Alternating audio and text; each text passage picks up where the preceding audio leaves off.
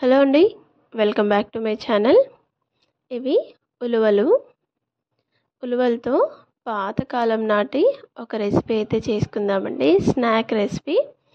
Stove పైన ముందుగా ఒక బౌల్లో వాటర్ వేసుకొని సాల్ట్ వేసి మరిగించుకోవాలి.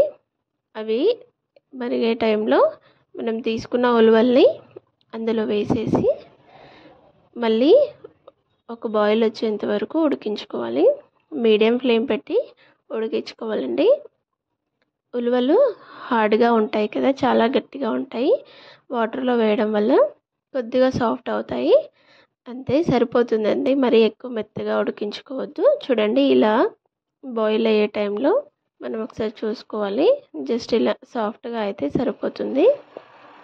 ఇప్పుడు అందులోంచి వాటర్ అంతా తీసేసి ఉలవల్ని ఒక ప్లేట్లో కానీ ఒక క్లాత్లో కానీ వేసుకొని మనం తడి అంతా ఆరే వరకు ఆరబెట్టుకోవాలండి.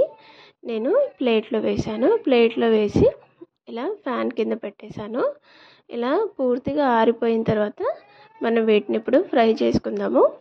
స్టవ్ పైన ప్యాన్ పెట్టేసి ఉలవలు వేసుకోవాలి. అందులో ఇంకేం వేయకూడదు.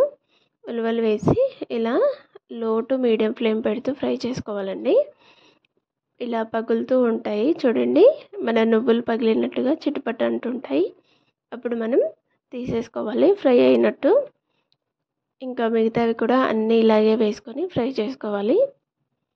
ఇలా ఫ్రై చేసుకున్నవన్నీ ఒక ప్లేట్లోకి తీసుకొని మనం అందులోకి కారం, ఉప్పు అవి కలుపుకోవచ్చు. లేదు ఇలాగే తింటాము అంటే ఇలా అయినా తినేసేయచ్చు. మనం బాయిల్ చేసుకున్నప్పుడు సాల్ట్ వేసాం కాబట్టి సాల్టీగానే ఉంటాయి.